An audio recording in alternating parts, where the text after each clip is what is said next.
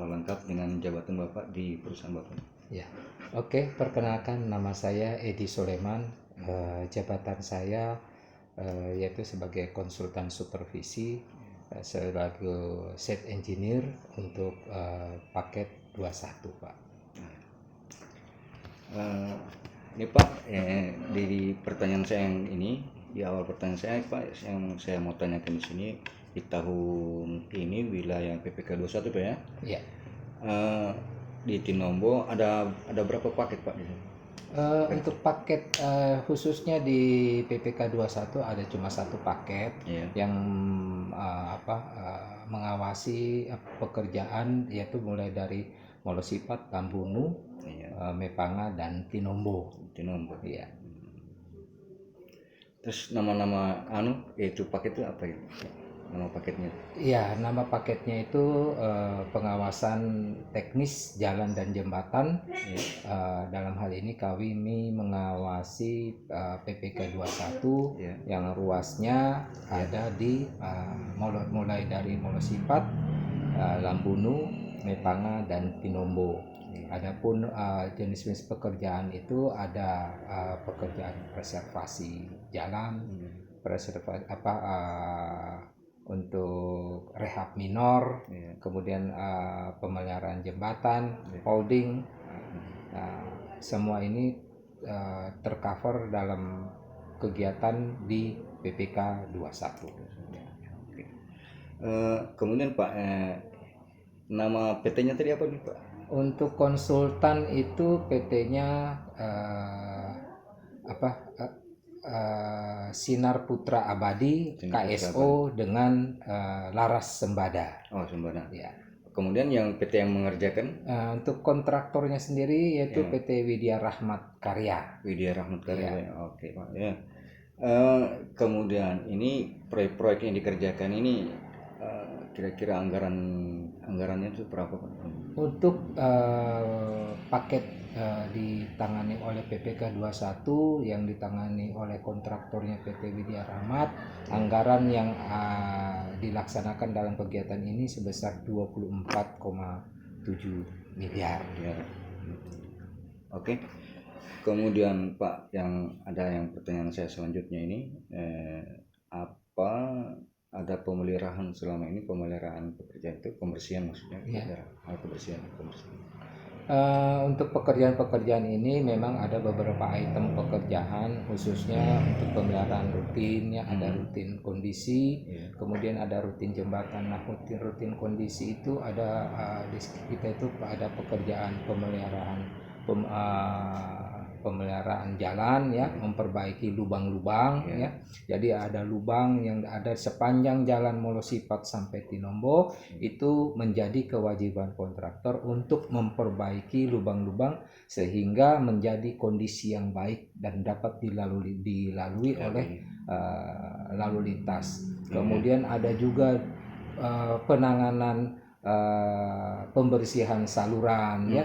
Jadi kondisi kita tahu sendiri bahwa di jalan juga untuk drainase itu perlu dilakukan pembersihan agar jika terjadi hujan, air ini dapat mengalir dengan baik di saluran air dan tidak melimpas ke badan jalan. Kemudian juga dalam hal ini juga kontraktor itu bekerja untuk memelihara atau mengendalikan tanaman. Jadi sepanjang jalan itu, di bahu jalan biasanya ada tanaman yang cukup mengganggu. Kalau misalnya tingginya di atas 10 cm itu memang harus diparas. Jadi pekerjaannya ada pengendalian tanaman.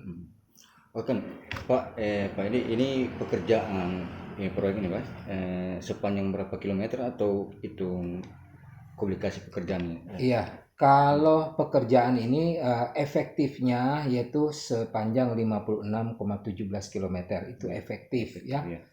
Kemudian untuk panjang fungsional itu mulai dari Molosipat hingga Tinombo itu sepanjang 144 km.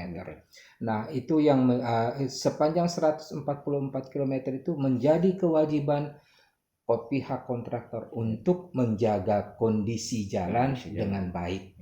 Tapi yang menjadi efektif pekerjaan yang dikerjakan oleh kontraktor itu sepanjang 56,17 km. Ini ada perbaikan jalan aspal ya, ada kurang lebih ada 3 kilo sekian. Kemudian ada juga perbaikan lubang-lubang. Lubang-lubang ini memang sedang sekarang ini sudah berjalan dengan baik. Ya, tetap dilaksanakan hingga akhir Desember ini. Ya. Ada kendala Pak dalam selama pekerjaan ini atau selama ini ada apa kira-kira dalam pekerjaan? Ya, kendala yang kami hadapi ya biasalah dari biasanya dari pengadaan tenaga lokal. Tenaga lokal biasanya ya berbeda dengan tenaga yang bisa didatangkan. Tapi kita mengutamakan tenaga lokal supaya bisa meningkatkan melakukan pemberdayaan kepada masyarakat setempat sehingga bisa membangun tingkat pendapatan mereka sendiri. Jadi misalnya mereka ikut Pak itu, jadi mereka melakukan misalnya ada pengendalian tanaman, mereka ikut untuk pembersihan itu Pak, pakai mesin potong rumput, itu dikerjakan harian Pak ya, ikut dengan pihak kami, pihak kontraktor. Kemudian dalam pembersihan saluran juga Pak, mereka ikut. Mereka juga, masyarakat setempat ya. Kemudian untuk pekerjaan-pekerjaan lainnya misalnya pasangan batu itu melibatkan juga masyarakat setempat. Betul-betul diberdayakan Pak. Iya, memang kita lebih mementingkan kepada mereka. Tapi ya ada juga suka dukanya Tapi kami anggap bahwa itu semua tantangan, bahwa semua itu memang suka dukanya kami di lapangan Pak. Jadi ini Pak Edi, ini sebagai rangkuman, kira-kira progres sekarang pekerjaan ini sudah berapa yang? Progres yang kita capai sampai di 25 September itu rencananya 95,7%. Realisasi di lapangan itu 83,2%. Jadi kami ada deviasi 12%.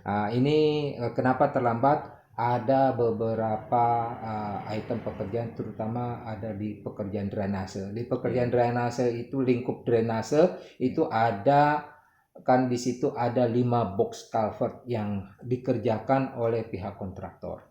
Nah, dari 5 box itu ada 2 unit yang sudah selesai. Sudah selesai satu badan jalan. Jadi di situ tersisa itu ada lapisan LPA-nya dengan aspal. Kemudian 3 unit itu masih setengah badan jalan. Dan insya Allah pihak kontraktor dapat menyelesaikannya secepatnya dan itu bisa mengejar progres sehingga berakhir di bulan Desember nanti ya. Mudah-mudahan semua itu bisa terlaksana di lapangan dan kontraktor juga tidak bisa melakukan pelaksananya tepat waktu. Oke, ya. Terima kasih Pak Edi atas waktunya yang diberikan kepada kami wawancara pada hari ini. Semoga pekerjaannya berjalan dengan baik dan sukses dengan semua pekerjaan yang ada. Oke, terima kasih Pak. Oke, makasih Pak.